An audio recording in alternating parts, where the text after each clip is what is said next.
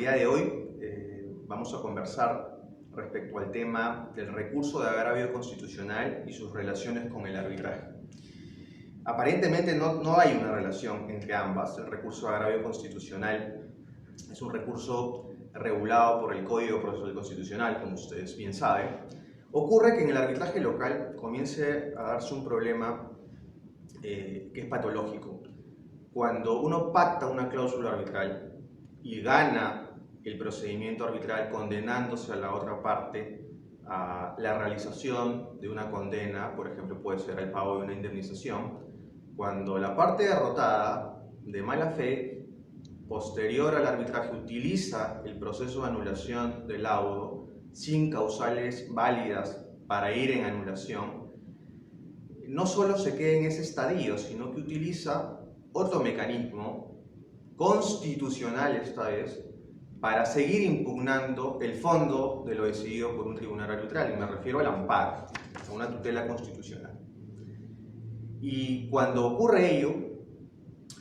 el amparo, que sirve para determinadas afectaciones o amenazas a derechos constitucionales, derechos fundamentales, sirve como un proceso para rediscutir el fondo de la cuestión, repito, resuelta con calidad de cosa juzgada por el tribunal arbitral,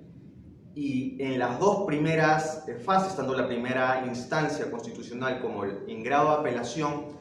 pierde también quien también salió derrotado en el arbitraje y también en el proceso de anulación, utiliza ahí el recurso de agravio constitucional para que su objeción sea vista por el Tribunal Constitucional, ni más ni menos. Es decir, una suerte de impugnación al infinito de la cuestión decidida por los árbitros, y que lo va a terminar viendo al final de cuentas el Tribunal Constitucional. Y esto está generando muchos problemas en la práctica, y eso es lo que, digamos, es alarmante en la praxis local.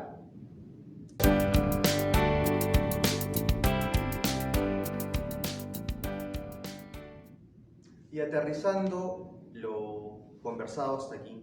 en casos concretos, podemos advertir que las salas constitucionales comienzan ya a pronunciarse de manera reiterada en contra de estos amparos maliciosos. Y quiero citar dos ejemplos. La firma ha tenido la oportunidad de ver múltiples casos derivados de arbitraje que terminan en anulación y luego en amparo, y me gustaría resaltar y compartir con ustedes solamente algunos ejemplos. Tenemos el expediente 730-2019, que en grado de apelación, la Tercera Sala Constitucional de Lima, precisamente al evaluar el amparo en grado de apelación, había sido declarado improcedente en primera instancia constitucional, realiza una evaluación bien interesante y tiene que ver con la improcedencia del amparo arbitral y el mal uso, la mala utilización que se hace del amparo para seguir cuestionando el laudo arbitral. Y se remite, por ejemplo, a sentencias del TC del 2004. Miren, ¿hace cuánto tiempo? Por ejemplo, sentencias como el 4594-2004 de un proceso de amparo en el que se estableció que con ello, literalmente, no solo se posterga la resolución del conflicto innecesariamente, sino que a la par se sobrecarga innecesariamente la labor de las instancias jurisdiccionales competentes. Y además, en la ratio decidendi se dice que no se advierte en este tipo de amparos vulneraciones manifiestas a la tutela procesal efectiva y carecen de incidencia directa sobre el contenido constitucionalmente protegido. Se aplica el artículo 9 del Código Procesal Constitucional y se declara la improcedencia confirmando la de primera instancia. Eso es un ejemplo. Otro ejemplo, ese ejemplo es del 2019. Del 2020, el expediente 3712-2020, que en grado de apelación también, esta vez la Segunda Sala Constitucional de Lima, ante un amparo de las mismas características, opta por señalar literalmente lo siguiente: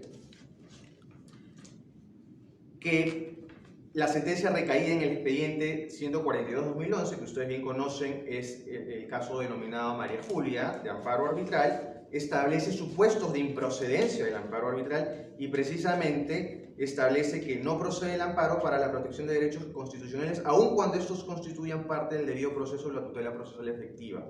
porque hay una delimitación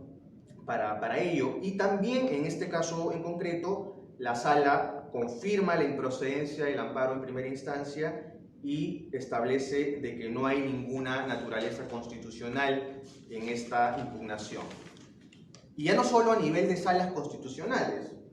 cuando utilizan, y entramos al tema del RAC, lo que se ha denominado, o yo lo he llamado arbitrariamente RAC arbitral, recurso de agravio constitucional en materia arbitral, ya el Tribunal Constitucional, cuando estas partes salen derrotadas en primer grado y en segundo grado en el amparo, y utilizan el RAC, el Tribunal Constitucional también termina rechazando la interposición de esos recursos. Y quiero rescatar dos ejemplos.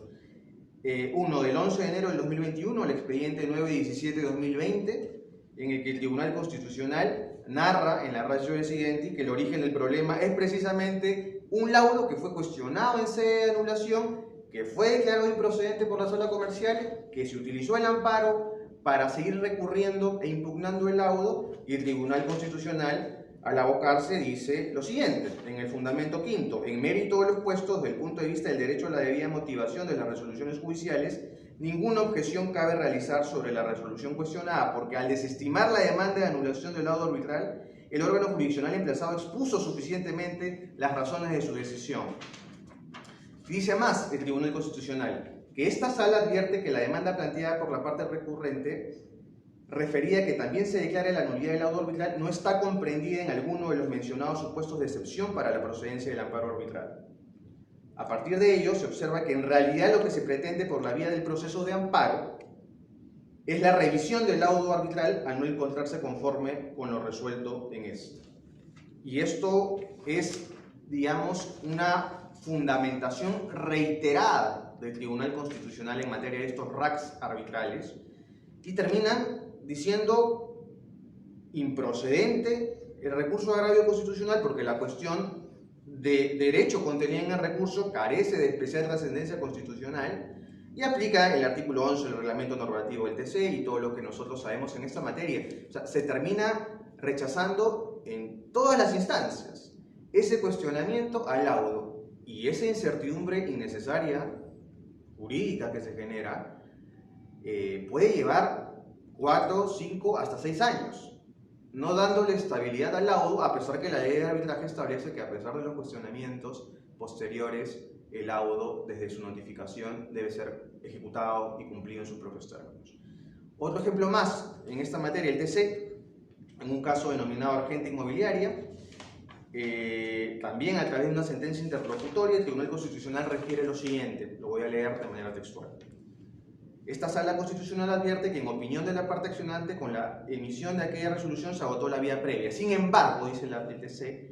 el recurso de anulación no es una vía previa, sino una vía paralela conforme a lo indicado en el literal A del fundamento 20 de la sentencia expedida en el expediente 142-11, que es el caso María Julia. Y sigue el TC manifestando que la sala juzga que no le corresponde emitir un pronunciamiento de fondo en aplicación de la causal de improcedencia contemplada en el numeral 10, artículo 5 del CPC Const, porque la demanda también ha prescrito la demanda de amparo. Y cuando ingresa al fondo de la cuestión, al igual que el caso anterior, resuelve por declarar improcedente el recurso de agravio constitucional porque la cuestión de derecho contenida en el recurso carece de especial trascendencia constitucional. Esto, que ya comienza a ser doctrina jurisprudencial, me parece un conjunto de casos cuyo análisis del TC es absolutamente respetuoso de la Constitución por un lado y por otro lado el Código Procesal Constitucional, pero además y fundamentalmente del arbitraje peruano, porque lo que están diciendo las salas constitucionales y el Tribunal Constitucional es que debe haber un respeto por lo que decide un tribunal arbitral y no se puede permitir que partes maliciosas, de mala fe y con temeridad, utilicen ya no solamente el aparato judicial, sino el aparato constitucional para seguir recurriendo a las decisiones firmes arbitrales. Que también puede ocurrir no solamente con un laudo, existen también casos en los que una parte que es afectada con una medida cautelar arbitral o con una medida de emergencia firme, también de manera paralela al curso del procedimiento arbitral recurren en amparo para ir cuestionando esas decisiones de manera interinal. Entonces, estas son malas prácticas que ya convienen ser revisadas para posteriores modificaciones y reformas normativas en esta materia.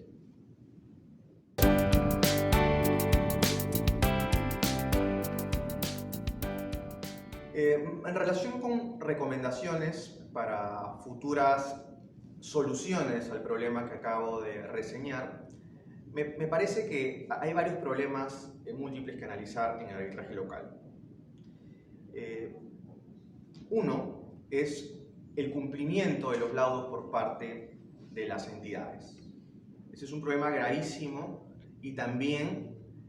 tiene que ver con lo que he mencionado, la utilización de procesos de anulación, de procesos de amparo y dentro de ellos la mala utilización del RAC para seguir interpelando cuestiones de fondo ya decididas. Eso, que es una mala práctica extendida en el Perú, y pasa con gobiernos regionales, pasa con municipalidades que invocan supuestas faltas de presupuesto y otras razones para no cumplir, es una práctica habitual. Además de ese problema, en segundo lugar, podríamos mencionar que la utilización de un recurso de agravio constitucional de manera maliciosa comience a ser ya sancionado desde el punto de vista procesal cuando después de transitado todo el proceso de amparo, el derrotado en arbitraje vuelve a perder.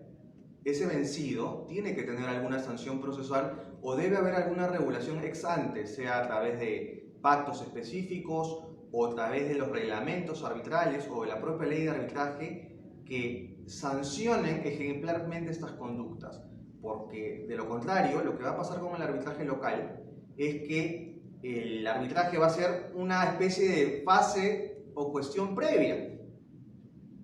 a discusiones de fondo que va a querer instalar quien no sale ganador. Y eso sería desnaturalizar y desvirtuar este poderosísimo mecanismo de solución de controversias. Está en los operadores arbitrales el tomar en cuenta que no solamente se deben realizar modificaciones y mejoras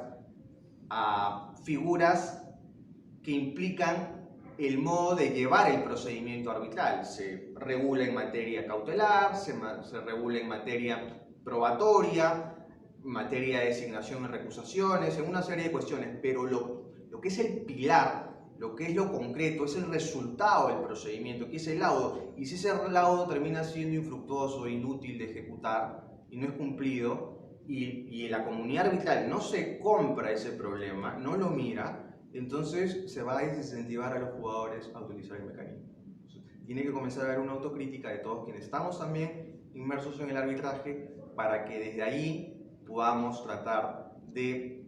neutralizar este tipo de conductas y no sobrecargar al Poder Judicial, que es precisamente la razón por la que las partes pactan un convenio arbitral, sustraerse de la jurisdicción ordinaria, porque si al final su discusión va a terminar ya no solamente por las salas comerciales y las constitucionales, sino también por el Tribunal Constitucional, entonces vamos a estar generando una mala práctica. Y adicionalmente, y como punto final, está que lo que he mencionado naturalmente tiene excepciones. El derecho está lleno de excepciones. Y sin duda existen casos, y en la firma también las hemos visto, donde el amparo arbitral es especialmente procedente porque se cumple con los precedentes establecidos por el TC. Por supuesto que existen laudos contrarios a derechos fundamentales, que sí pueden ser canalizados a través de un amparo arbitral o decisiones arbitrales firmes. Por supuesto que hay, sí, claramente en menor medida, pero existen. Seguramente esos casos sí requieren y necesitan, perdón la interrupción, sí requieren de una atención especializada de la justicia constitucional, pero no son la mayoría de los casos. Quería hablarles de esta materia porque considero que es lo que está ocurriendo en los hechos, en los casos concretos, con respecto a las decisiones arbitrales. Hay, naturalmente, también matices con los arbitrajes en contrataciones con el Estado, que también es un mundo aparte, pero donde estos problemas también comienzan a generarse a partir de la falta de cumplimiento de las entidades de la cosa juzgada arbitral, que es una garantía, como todos lo sabemos. Les agradezco por este tiempo. Esto es simplemente un acercamiento y una aproximación con el citado de algunos ejemplos, pero sin duda merece un estudio más pormenorizado y seguramente todos los interesados lo van a realizar. Muchas gracias.